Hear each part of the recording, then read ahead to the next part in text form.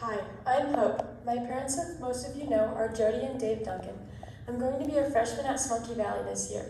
I have lived in Lindsborg my whole life and have attended this church as long as I can remember. My parents used to tell me stories about how I would fall asleep on the nursery floor with a bottle in one hand and a baby doll in the other. I first accepted Christ into my life at His Kids when I was 4 years old. I didn't know what any of it meant, but I do remember being so disappointed that Pastor Jeff didn't say my name the next Sunday when he talked about the white roses. But he's given me so much candy at His Kids that I'd forgive him. Growing up, my parents read the Bible to me every night before bed, and Christian music was always playing when we got into the car. My parents are huge role models to me in faith, and they teach me how to be a better person and Christian every single day. The next time I accepted Christ was when I got baptized at 9 years old, and I really enjoyed how our church did the ceremony. Everyone was so quick to congratulate and encourage me afterward, and I felt so accepted, not only to the Lord, but also to the church family. You could say I've accepted Christ a lot. Even though I first did it when I was 4, when the pastors encourage us to bow our heads and surrender our lives, which I suppose is intended for the non-Christians, I do it again every time. When I was little, I remember I really wanted to take communion, but my mom told me I had to fully understand and be able to explain the reason why we take communion, to be able and what it means before I could take it. It's all about the blood. Hebrews 9:22 says, "Without the shedding of blood, there is no forgiveness of sins." The first bloodshed in the Bible was when God took the life of an animal to cover Adam and Eve's sin and shame. He covered our sin with His own blood way back then.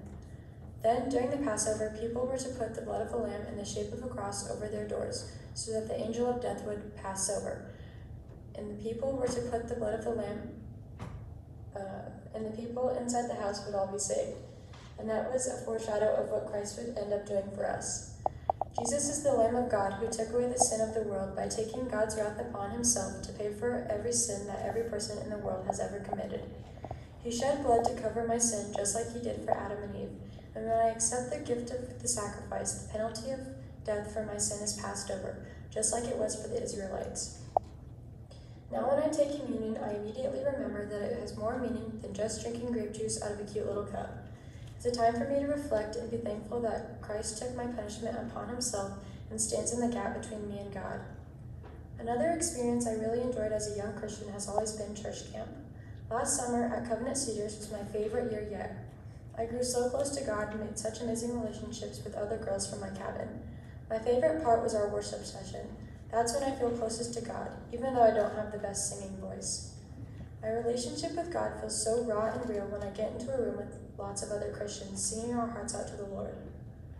So a testimony typically talks about how someone had a transition in their life or a dramatic experience that affected their walk. Me being 14 and a half and spending my whole life in church, I haven't had one of these experiences yet.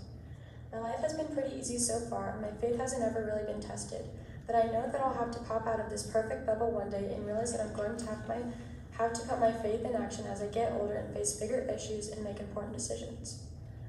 I know that someday I'm going to face not getting the job I want, or losing someone I love, or being treated unfairly because of my faith, and I just pray that my foundation I've established stays firm through those times, not just for me, but also for people who might be watching who aren't believers.